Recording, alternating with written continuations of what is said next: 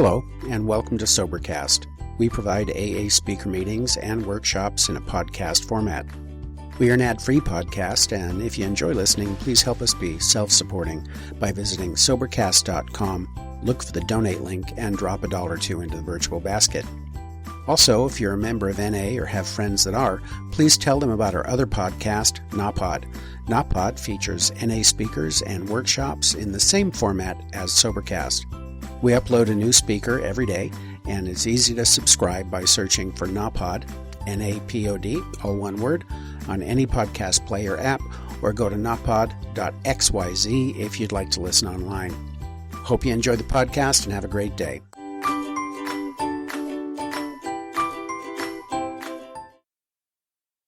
Alcoholics Anonymous is a fellowship of men and women who share their experience, strength, and hope with each other, that they may solve their common problem and help others to recover from alcoholism. The only requirement for membership is a desire to stop drinking. There are no dues or fees for AA membership. We are self-supporting through our own contributions. AA is not allied with any sect, denomination, politics, organization, or institution. Does not wish to engage in any controversy, neither endorses nor opposes any causes. Our primary purpose is to stay sober and to help other alcoholics achieve sobriety. Would you join me in a moment's silence followed by the Serenity Prayer?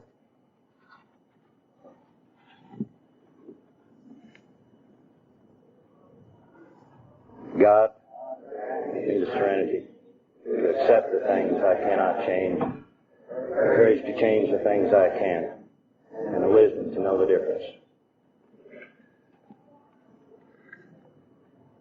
This is kind of coming home week for me, because I got my start in AA up here in Gillette. It's kind of nice to come back and see some old faces, see some new faces, and see the friends that I made before I left here. Carolyn asked me to share this thing last night, and I asked her what the topic was supposed to be, and she said, Youngers AA. I said, what the hell is that? She said, well, talk about young people getting into AA. I said, what the hell did you get me for? But, I don't know, I guess I wasn't as old as some people, and I wasn't as young as others. But, Alcoholics Anonymous has given me everything that I've got today. See, when I come into AA, I couldn't cope with life without alcohol. I had to have a drink to live. And when I finally tried to quit on my own, I found I couldn't. And it scared the hell out of me.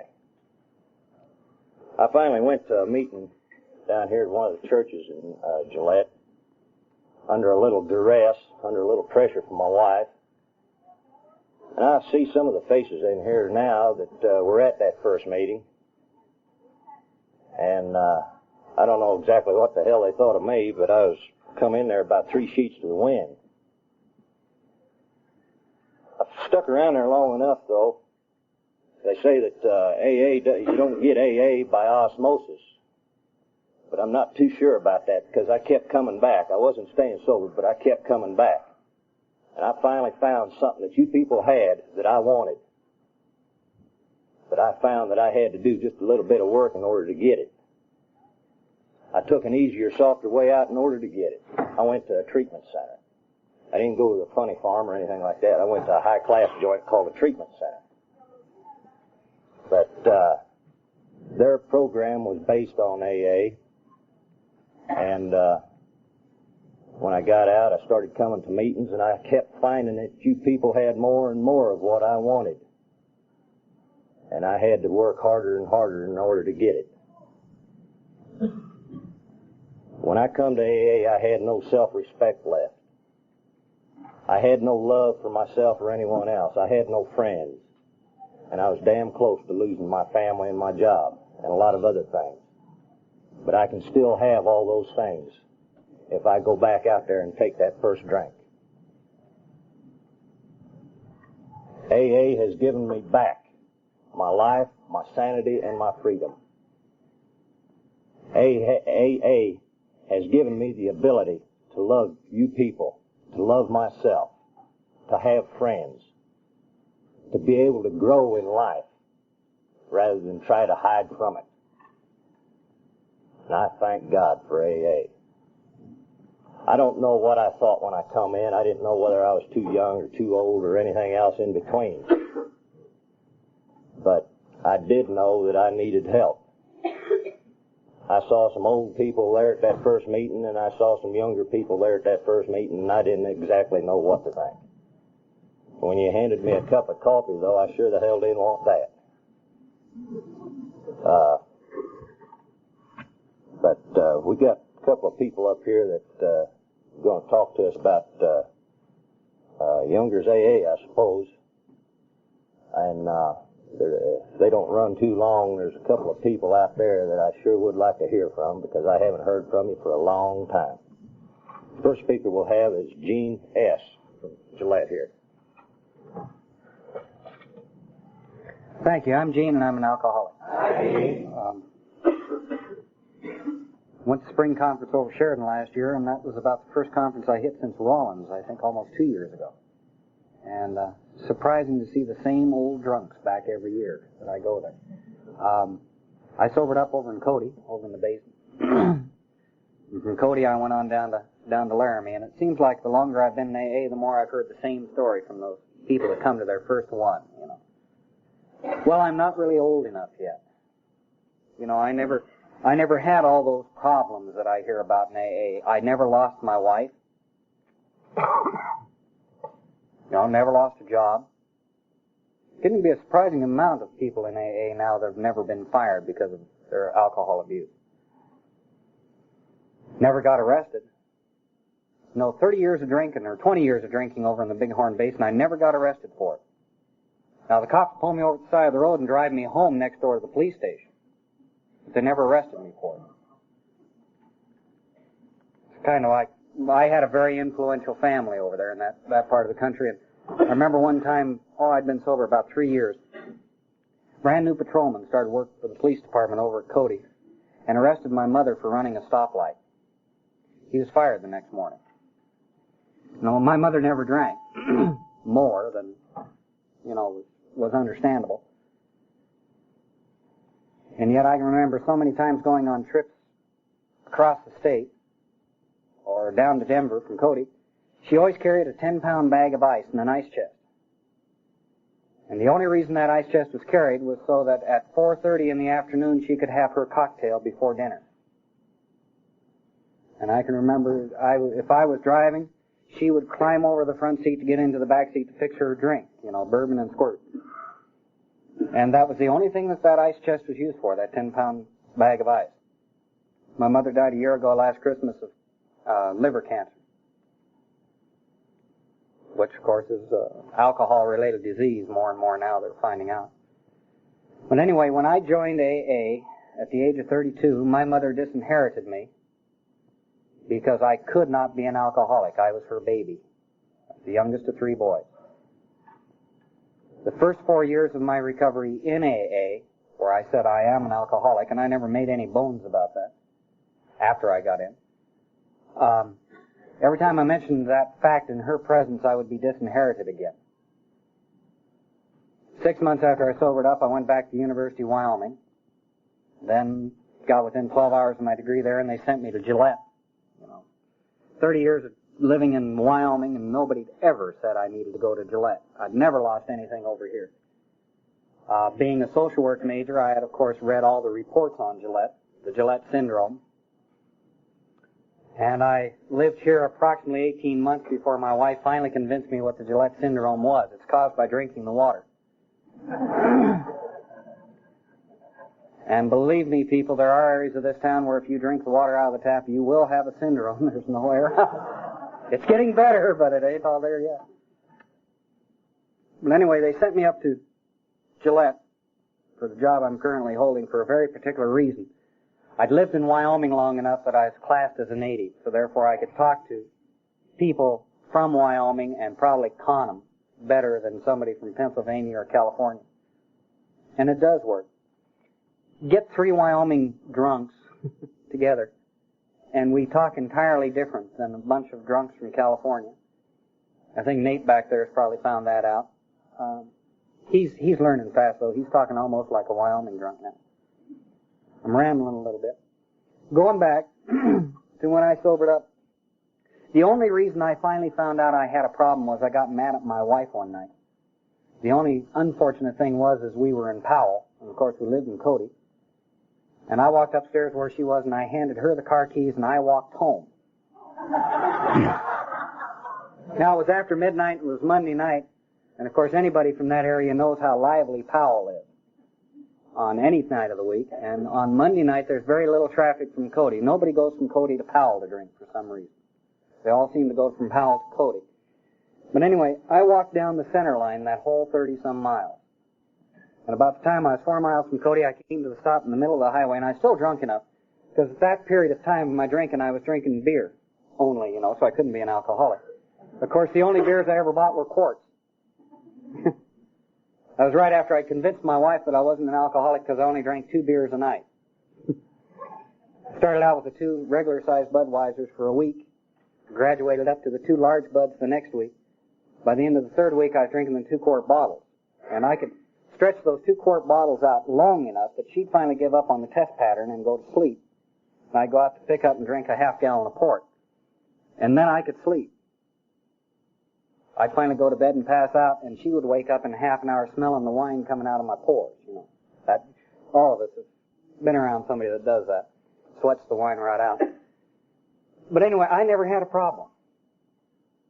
My wife, like a good share of our wives, I guess, went through that idea where she said, help, and everybody would look at her and say, but he's not that bad yet. And I believed them. I wasn't that bad yet. And anyway, 4 miles from Cody that March night, wearing a light jacket in March and walking that far, came to stop in the middle of the highway, and I said, you must be an alcoholic. And I was still drunk enough I could talk to myself fairly sanely. And I said, why do you say that? And I'd say, well, if you were a drunk, your wife would have walked home. And that was totally logical to me. My next step was saying, all right, how many alcoholics do you know? Well, the one that immediately leapt into my mind, you might say, was my father, who 10 years before then had blown the top of his head off with a .270 rifle because of his alcohol addiction. And I was enough like my dad, and I still am, that if I knew that if I continued to drink the rate I was going, I would probably do the same thing. And I thought, there has to be more to life than that to look forward to. My 3rd step was looking up and just saying, God help me. Within 5 minutes of that point, that 3rd statement, a car stopped and gave me a ride on into Cody. The only car that passed me that whole night. Walked in the front door of the house, and of course the wife was waiting for me, and walked in. She didn't say a word. She just looked at me, and I said, I've got to get some help. And I said, I don't know what it is yet, but trust me. That was a Monday night, Tuesday morning by then, and I started into the AA group that next Thursday night. And of course, that time they met in the Presbyterian church there in Cody. And when I walked in the door, the wife's Al-Anon meeting, of course, met downstairs, and the alcoholics had to go up the stairs. This way the wife could make sure, that I wasn't going out the other door, because I had to go past her. But after that first meeting, there were some fantastic people there. And I walked in, I sat down, I didn't have any qualms. I just sat there and said, I'm Gene, I'm an alcoholic, lying to them and lying to me. So I still wasn't totally convinced. Knew I had to do something, but I couldn't be an alcoholic. For all I was too young. And I think I was that night the youngest person there. And hell, I was 5 to 10 years younger than anybody else in that room, so I couldn't be an alcoholic yet. I didn't have enough gray.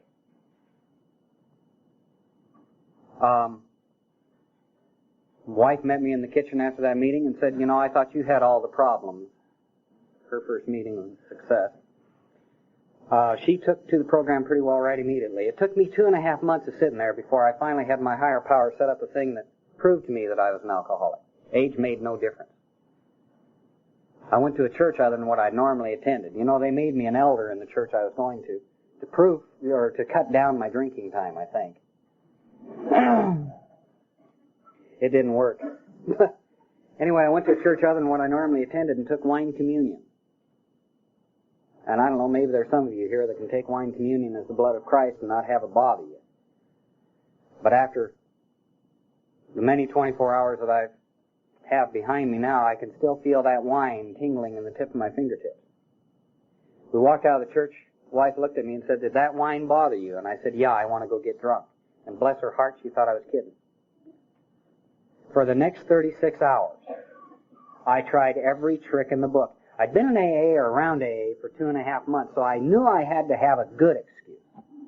Just that old idea, I'm thirsty, wouldn't work. Monday night, I got in the pickup and drove over to Powell. Walked in the door, and my sponsor, and a good share of you here knew my sponsor, one of my sponsors, it's Cliff, Saddlemaker. Walked in the meeting, he was chairing. As I walked in the door, he looked at me and says, "Hi, how the hell are you?" And I said, "How'd you mean that?" They held a meeting on Gene R. Smith, alcoholic, is the subject.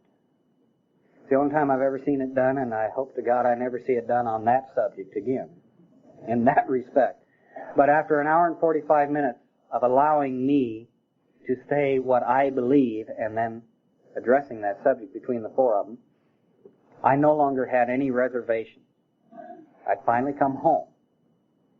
And thank God to the good share of the people in here, in fact all the people in here, I'm still home.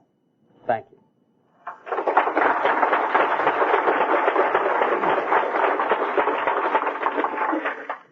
Thank you, Gene. Well, when I come into Alcoholics Anonymous, I had a problem with this God. You guys were always talking about God. God this and God that, and I'd goddamn everything, you know. But I have a sponsor here in Gillette. I don't see him here today, but him and his wife told me that if the God I've got working for me now doesn't work, get rid of him and find one that does. I had to do just that. I had to get rid of the God that I had as a kid. I had to get rid of the God that I grew up with through high school and through college.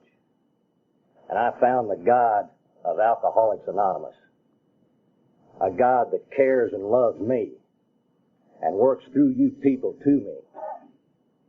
You know, that was difficult because I was brainwashed. I had this God that was going to get me. And like one of our members down at Casper says, I'd done so many things that God was going to get me for I'd done been gotten. So, you know, Alcoholics Anonymous, though, has opened a lot of doors for me. It's opened the doors to new friends, to new ideas, and I have to keep my mind open. I can't close it to anybody, because when I close it to one idea, it makes it easier to close it to more. There's a portion in the big book I'd like to read right now. Instead of chapter 5, that I have to read quite often in order to keep my thinking straight. It's the second appendices on page 570 in the big book. It tells us that most of us think this awareness of a power greater than ourselves is the essence of spiritual experience. Our more religious members call it God consciousness. Most emphatically, we wish to say that any alcoholic capable of honestly facing his problems in the light of our experience can recover, provided he does not close his mind to all spiritual concepts. He can only be defeated by an attitude of intolerance or belligerent denial. We find that no one need have difficulty with the spirituality of the program. Willingness, honesty, and open-mindedness are the essentials of recovery, but these are indispensable. There is a principle which is a bar against all information, which is proof against all arguments, and which cannot fail to keep a man in everlasting ignorance. That principle is contempt prior to investigation. Before I come to Alcoholics Anonymous, I had contempt for everyone and everything. I could not see anyone else's way. It was my way or none. But Alcoholics Anonymous has shown me that I've got the right to be right and I've got the right to be wrong. I'm not perfect, and I don't have to be. But I'm still a perfectionist. And I don't mind that too bad, as long as I realize that I can never attain it, but I can shoot for it. I like that.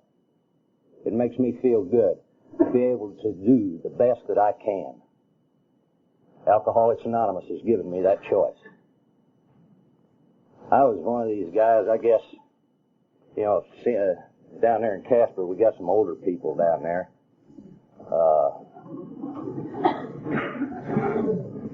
They keep telling me how much of an alcoholic they are and all this kind of stuff. And, Paul's sitting right down here in front of me. He's one that gives me a hard time most of the time. But, seeing somebody like that, you wonder sometimes, can I really be an alcoholic?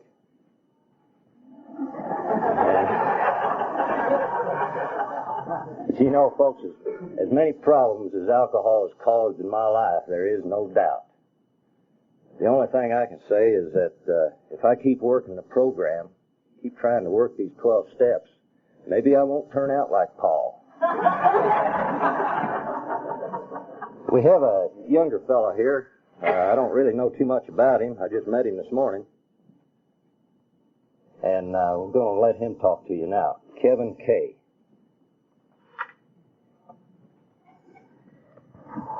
My name's Kevin. I'm a chemical dependent. Being too young. Yeah, that was a good one for me. I pretty much had a normal upbringing. My folks made sure I had my hair cut short and dressed nice for school. And I really didn't think I had a problem at all. But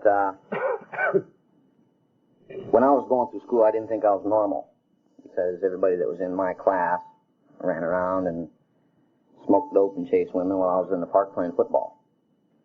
So I pretty much decided that, it was me. It wasn't nothing wrong with anybody else, it was me. But I never really had much experience with chemicals at all until I got into service. And thank God for that. I never really knew what it was all about, and I didn't know I had any problems about myself. I figured I was all right, but if nobody else could accept me, that was their problem. But if I'd have kept that attitude when I went into service, I'd have been all right. But it became important to me at that time to be accepted by people. And the only people I felt liked me or was comfortable around were with people who had a drug problem or alcohol. And so that's when I got started.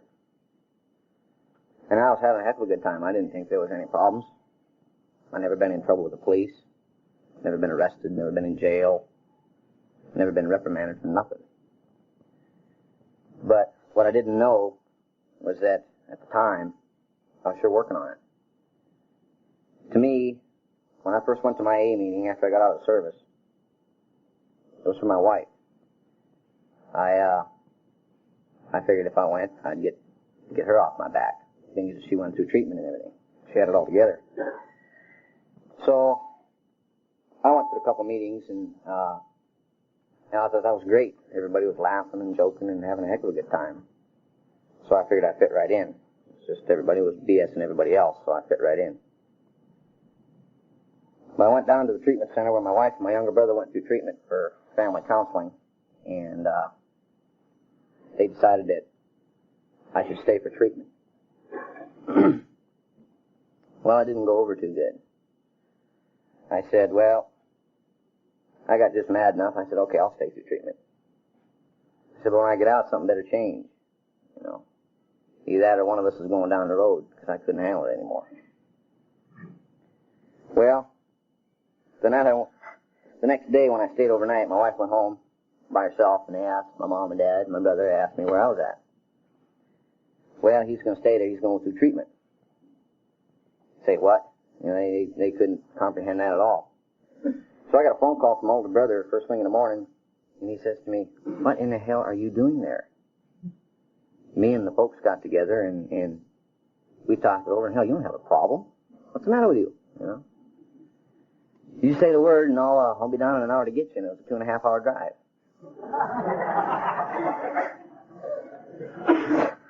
So I thought about that for a little while. For about 4 days, I was bouncing off the walls. I didn't know whether I was punched and bored or whether I was there because of my wife or whether I really did have a problem. And in between that 4 days, I was talking to people that were there that were anywhere from 18, 19 to 50. And they'd all been in jail. They'd all been married 6, 7 times. And, totaled out 7, 8 cars. And I just couldn't relate to that at all. So I figured, well, hell, I got a long ways to go yet. You know, I'll get out of treatment, and if nothing else, I'll know how to control my use. Well, they got a little thing in treatment called hot seat, and it got pretty warm. I had to give my life story, and being as that I didn't really have a drug problem, I pretty much gave them what they call a screw-a-log, me and my wife, and trials and tribulations of marrying someone sick, you know. And that was pointed out to me on my hot seat. And it's at that point, about 2 weeks into treatment, that I realized what kind of a BSer I was. I wasn't looking at Kevin. I was looking at the wife. I was looking at the people I was hanging around. And I wasn't admitting that I had a problem, that chemicals were causing a problem in my life. So it's at that point it turned around and I decided to work on me. I was running around playing, about 2 days into treatment, my counselor comes up to me and says, "Well, you got the program running the way you want it yet?" And I says, "Well, I'm working on it." And that was the man that was here last night, Bud. He pretty much knows our whole life story about the whole family. And I thought it was kind of strange. I figured that program, that treatment center up there wasn't really where I was supposed to be at, because my folks had 3 times to come to Family Week, and they wouldn't come. They were too busy. They had to do this. They had to go to their cabin and do some fishing, you know. And I was trying really hard to accept that. But then I had to take a look at me alongside with my parents. I've heard it say quite a few times that there's a little plaque that says insanity is hereditary from your children. You get it from your kids. Well, now that I think about it, chemical dependency to me isn't really inherited. It's the attitude. It's the attitude about myself, about other people. And once I realized that, you know, I got out of treatment. I was just, well, like Bud said, bleeding deacon. You know, I was out to save the world. And after about 4 months, it didn't work. I was right back to square one because I wasn't working on me. And it's through the grace of God and people in this program that I've managed to maintain, giving me a life that I can deal with people, deal with problems, and deal with myself. I mentioned treatment to Mom and Dad, and Mom, she heads to the back of the bedroom and cries, and Daddy goes for his Valium. And, you know, treatment's taboo, you know. They don't understand that at all. They figure that, you know, this family thing was where all the counselors got together and got all the folks together in the room and told them where they screwed up. They didn't really, it's kind of hard to show people a manner of living that you don't have to go nuts every day to feel normal. And my folks have had enough practice at that they feel comfortable with it. And I have to let that go. But I can't change them just like they can't change me. And this program, when I got back out of treatment, when I went back to that meeting up there, the population of my town is about 1,500. Everybody knows my folks. Everybody knows everybody's business. And they make it a point to keep knowing their business. And that's kind of one of the main reasons I moved out. Excuse me. But, you know, they said heard I was going to AA, and you know, they were closing the windows during the day, you know, watching everybody drive by to make sure everybody wasn't looking at them or checking everything out. But that's their problem. You know, I can't, if they feel ashamed because I'm a chemical dependent, you know, ain't nothing I can do about it. I'm kind of glad I am. But looking back when I was in the service, the last 3 months that I was in the service, my wife, she went down to Florida and spent a couple months down there before I got out, which was the perfect opportunity to me to run rampant, which I did. But I went from just smoking dope in 3 months to shooting heroin. And I never really looked at that as a problem. Because, hell, everybody does that. Everybody goes down to the household finance company and borrows $2,500 to buy pot. You know, keep the troops happy. But I really didn't see the progression until I got out of the service. It seemed like everything was going good when I was in the service. When I got out, I totaled out a 1976 Buick that was paid for, no insurance. And my biggest concern, I wasn't worried about the car. I was worried about how I was going to get that pot out of the trunk and get it into Mom and Dad's Suburban without them knowing what it was. But things gradually went from bad to worse. And I really couldn't relate it to my drug use. But I don't know, due to the confrontation that I had and having to be honest with people and forced to take a look at myself, I realized that I didn't have to go through all the crap that everybody else went through. I tell people that my bottom was when my wife went through treatment, you know. And a lot of them giggle, you know, I think that's really great, you know. I'm just thankful that I didn't have to hit a bottom like other people have. And it's through working with people and being with people and getting the love that I'm giving out from the people that makes me keep going. It's nice to know that I can stand up someplace and make a perfect ass out of myself and still be accepted. And it was, you know, I ran around with this brown ring on the end of my nose for about 24 years. And I was wondering why I was unhappy. When I got out of service, I inherited all my younger brother's partying friends. And my house turned into Grand Central Station. Not any more than get home from work and the cars would start rolling in. And it was my stuff. You know, when everybody else was out in town, just go to Kevin's place. You know, he had it. Well, when I told them I quit partying and quit smoking, they couldn't get out of the house fast enough. There wasn't enough room to fit through the doors. They were going out the windows. You know, it's kind of exaggerating, but they just couldn't get away from me fast enough. I really didn't stop to think about that. But now that I look back on it, they really weren't my friends. They're just as sick as I was, but they hadn't hit a bottom yet. They really don't know how to live without partying. I couldn't go downtown and enjoy myself at a bar or something without getting totally loaded because I was so insecure. I couldn't let myself go. And it's through this program and people in it that I've been able to be myself and come to love myself, accept myself, which is hard for me to do. To express my opinion was something that I just couldn't do because I was a follower. I wasn't a leader. And I'd agree to anything anybody said, you know. Somebody hurt my feelings or I hurt somebody else's feelings, I'd take on all that guilt. Wow, I hurt their feelings. They ain't gonna like me anymore. What can I do to rectify that? You know, shine his car for him. You know, do his laundry. You know.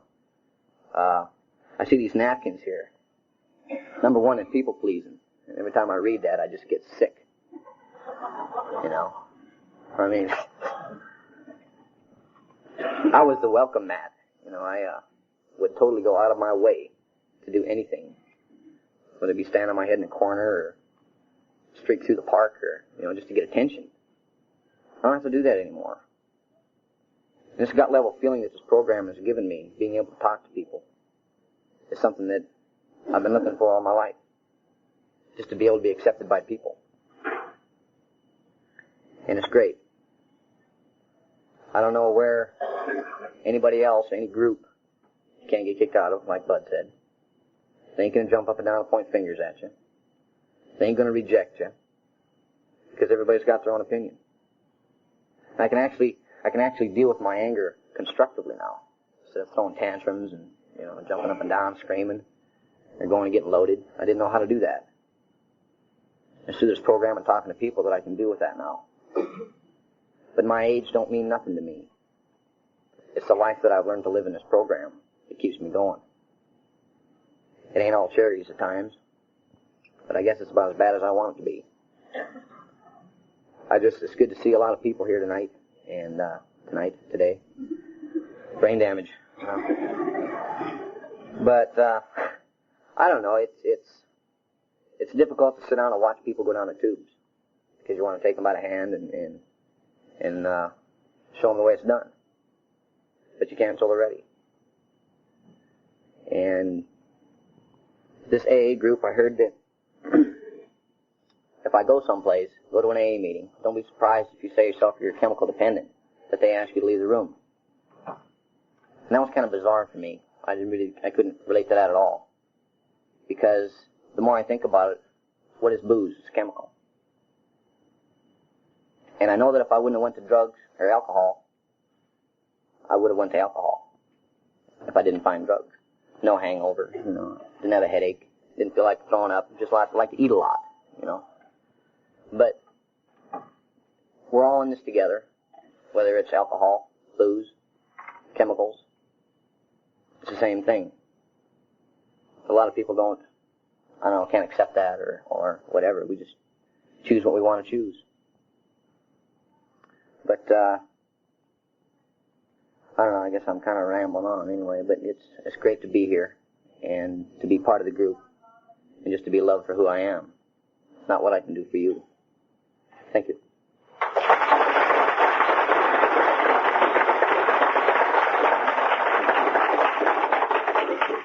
Thank you, Kevin.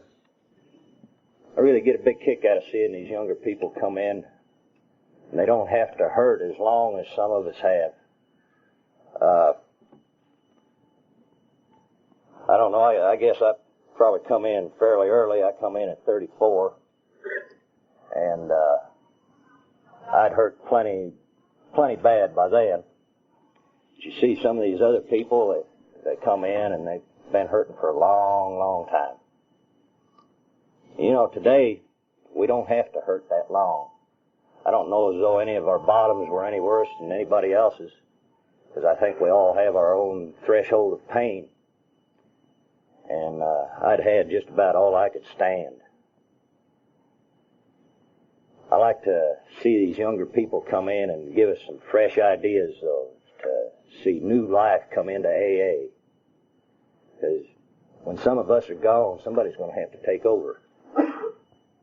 I like the way that we attract people rather than go out and, like the Christian Crusades, If you don't come our way, we're going to kill you.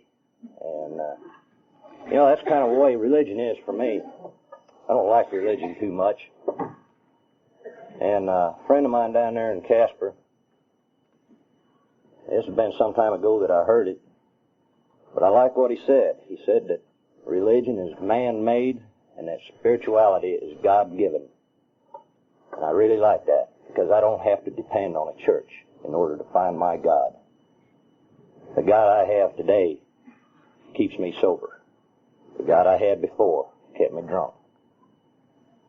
We've got a little bit of time left, and I'd like to call on a friend of mine that I haven't seen in a good while. I saw him when he first come into the program, and it's amazing how much that a person can grow over a period of time. And I think he's done quite a bit myself. I'd like to call on Gary A. from Matitsi.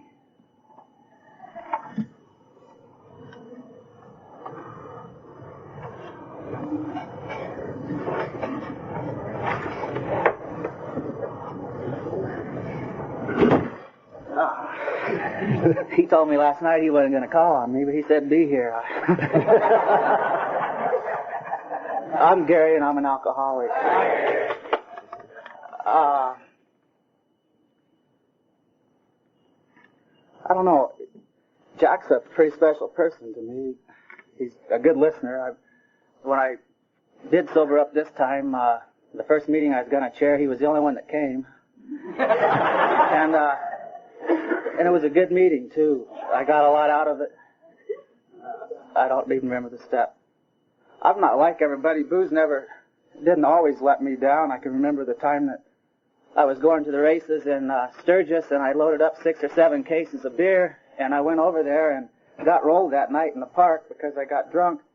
But the booze didn't let me down because I sold the booze that I had so that I could get some keys made for my car so I could get home. So, it didn't really always let me down. Boy, That was a hell of a party. Some nice guys I was running with, I'll tell you.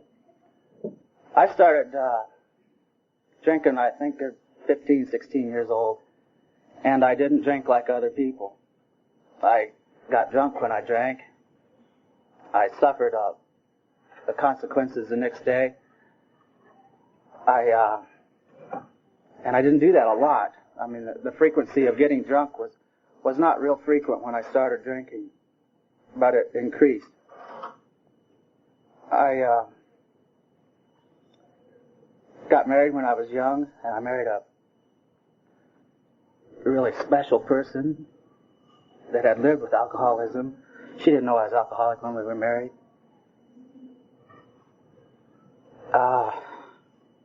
She never did ever say, Gary, I'm going to leave you because you're drinking, you know. She would let me go out and drink. I know that it hurt her. I don't think she wanted to accept the fact that I was alcoholic, and I didn't even think about it. I went through a lot of jobs. I had a lot of good skills, but I had a knack of making people really upset with me. I would get drunk at the wrong times, and I found out through doing that fourth step, a real revelation to me was that I wanted to be the center of the attention. No matter where I was at, I wanted to be the center of the attention. And so when I would work, I'd work like hell to be the best at what I did, and then I'd make sure that other people knew it. And man, that builds up a lot of resentment. Those hands didn't really want to see me, and they were real glad to see me when I was going off that job, you know. This town, I got up here, I had got into Valium pretty heavy. I was running a job when I was about 21. And man, all of a sudden I was drinking pretty heavy because I started making some better money, and so I was drinking heavier and things, and I was into dope, pot. And man, I thought I had the world whipped. Here I am at 21 running a school job, and realities weren't coming too good. Hey, what am I here for? And this type of thing, and God, am I going nuts or what? And I went through this for about a month down there, and finally I said, man, I've got to do something. It's just scaring the hell out of me. I've got to see somebody about this, you know. And I went to a doctor, and he was a real nice guy, and he gave me an unlimited supply of 5 milligram Valiums. And so, man, I'd get uptight, and I carried that bottle with me. I could go and get those Valiums anytime I wanted them, man. And I'd get drunk or be out messing around and get a little edgy and pop 2 or 3 or 4, and hey, it was okay, you know, nothing, no problem. But I started seeing spots. You know, like I'd be driving down the road, and hey, God, there's spots here and there, you know. I am going crazy now, you know. But we moved up here, and we moved out on a farm, and the Father, whoever it is in heaven, has been on my shoulder because we moved up on this farm, and I was able to get off of Valium. I think I probably could have killed myself because I was drinking pretty heavy, and I got off the Valium, but I just kept getting worse about the booze and the dope. It got to the point where I would get up in the mornings, and the first things I would do if I had dope, and I usually did, was roll 2 or 3 joints, and I'd have 1 joint smoked before I got to the road, which was 6 miles away, the highway. And so, hey, I was high, you know, and I could go without booze sometimes for 3 or 4 days. I mean, I'd always have a couple, maybe a 6-pack, but I could go without getting drunk for 2 or 3 days, and then, man, I would just tie it on, and, you know, and all you guys have been through it. I'm sure you wouldn't be here. But I couldn't cope with things, man. I wasn't getting along with people. I didn't have friends. I could con anybody. And finally it was kind of ironic, but I was down here in town and getting drunker than hell. And somebody said something, and so the fight was on. And I picked 2 guys I shouldn't have picked that night. And one of them really clipped me good.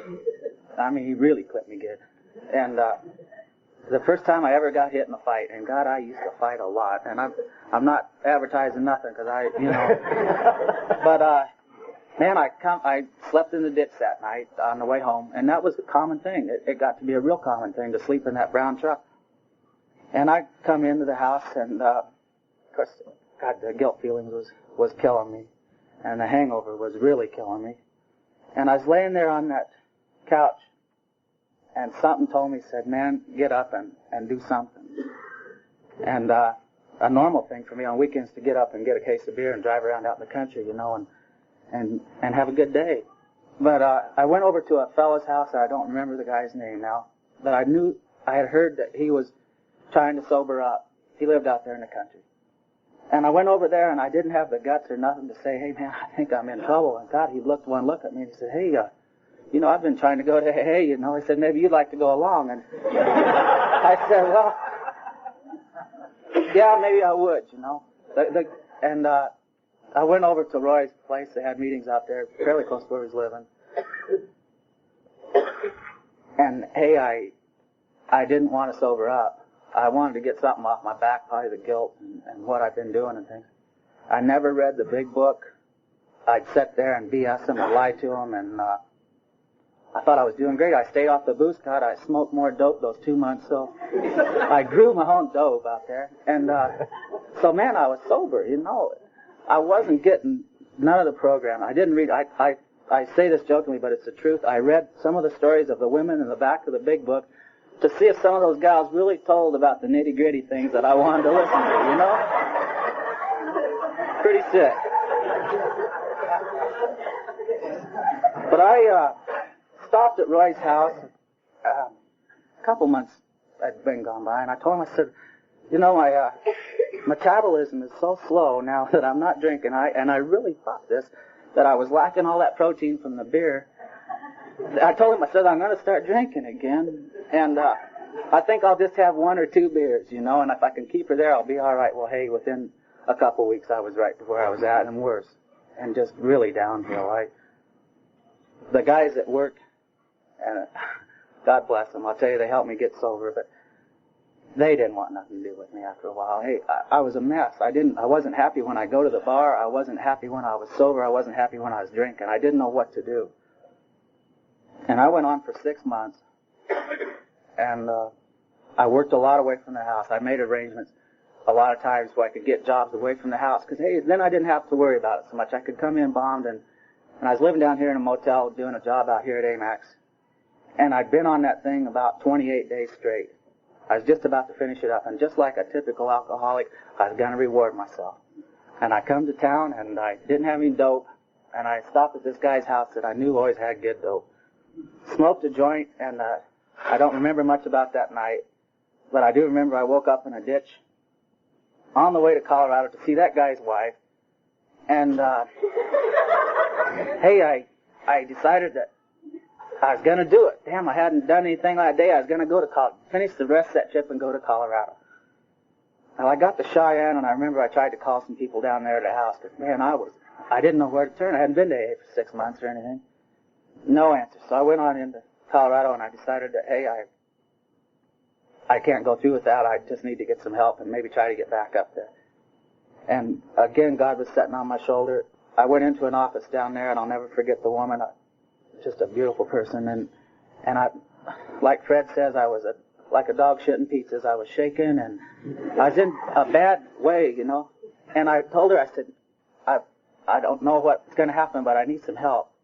I need someone to tell me how to get to AA. And she called up a guy, and I remember I said, don't call the cops, you know. Don't call the cops, I don't need that. And she was really decent. She called up Carl, I think is his name. I saw him at a conference. And he was down at the house down there. And they just sat there and talked to me. And I tell you, I drank some fluids and things and got to where I wasn't shaking so bad. They wanted to take me to a hospital. And I remember driving back up here, and my wife at this time was going to have our second baby, so she's in Sheridan, been there for 2 weeks, waiting to have that baby, because we lived 90 miles out in the country from Sheridan. And I swore off, and I'd done that before, but I really meant, I swore off. I wasn't going to drink again. 2 nights later, I threw the biggest drunk that I think I've ever done. I got up on that shovel the next morning, about noon, because I slept out in the country again that night. and had that crew. I mean, they were my buddies when I went in there. Was also proud of what we'd done, and I don't know what I did at that bar. I remember a couple of them threw glasses at me, though, as I was walking out. And I got up on that shovel, and, man, I knew I couldn't work. And I walked back there to the back of that compressor part, and physically I was close to death, I think. The whole thing just got red. I mean, it's like somebody pulled a curtain on me. And I told myself that, Gary, you got to do something. And just a couple days before that, our house burned down at Recluse. And at that time, I thought that was the biggest blow that had ever happened to poor old Gary, you know. But I'll guarantee you it was the best thing that ever happened to me. It got me into town and got me going to these groups to where I could be around people. But I went to meetings, and this time when they told me that get in there and read that big book, I did it. And when they told me to be honest as much as you could, I was honest as much as I could be. And the hype was out of it. I knew it was a serious deal because at that time I didn't think I could quit. I mean, I just didn't think I could quit. But I found some sponsors that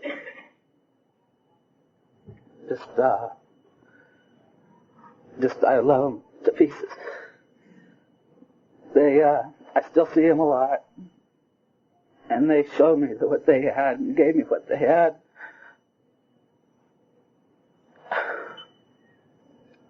And I did the best I could and went through the steps. There's a lot of things that I learned about myself that I had no idea that I was doing it to myself or to my wife. I just didn't know.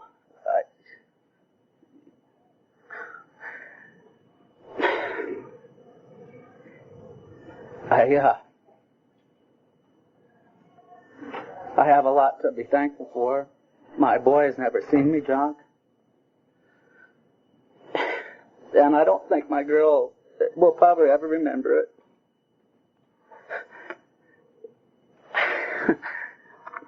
I love all you people, and I need you people.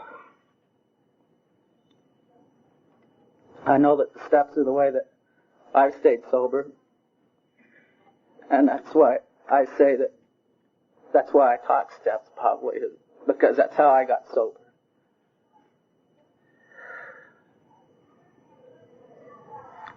I'm just kind of rambling on. I'm glad Jack asked me up here. I've sat in 2 or 3 of these conferences and just really scared that somebody would say something, and boy, I didn't want to get up here. But I remember at Sheridan, a guy, the last speaker that I heard over there, and that guy was just absolutely beautiful. He got up, and I thought, and I still have a lot of hang-ups. I thought, oh, God, we got to listen to this old guy, you know. And, man, that guy made me cry and cry and cry. He was the best speaker I ever heard because he said it from his heart. And I hope that what I said was from my heart. I love you, and I hope we all stay sober.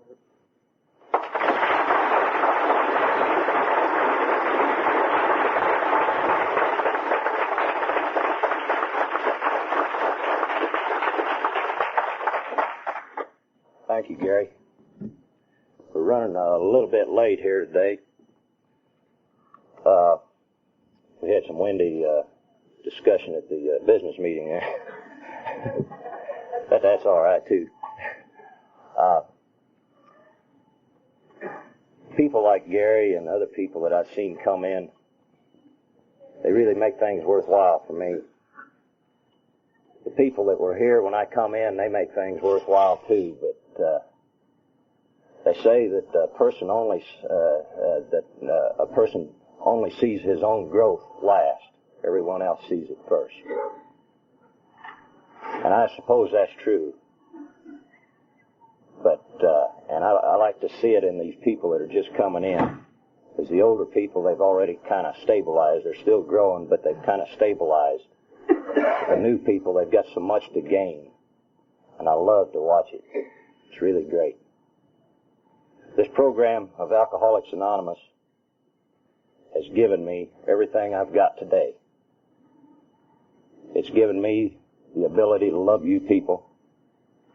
It's given me the ability to be a father to my children, a husband to my wife. It's given me the ability to choose today whether or not I take a drink. I no longer have to drink. I can choose to drink or not to drink. I can choose whether or not I work these 12 steps of Alcoholics Anonymous. I can choose whether I want a better life than I have now. And the good Lord willing, and the program of Alcoholics Anonymous sticks around and you people stick around, I know that tomorrow will be better than today was.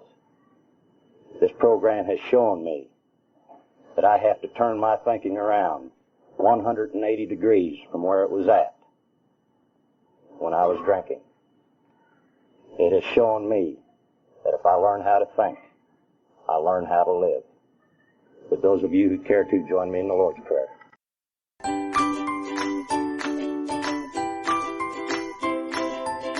Thanks for listening. I hope you enjoyed the podcast. Sobercast is ad-free, and we'd like your help in order to keep it that way. So if you'd like to help us be self-supporting by pledging $1 or $2 a month, visit Sobercast.com and look for the donate links. Thank you very much.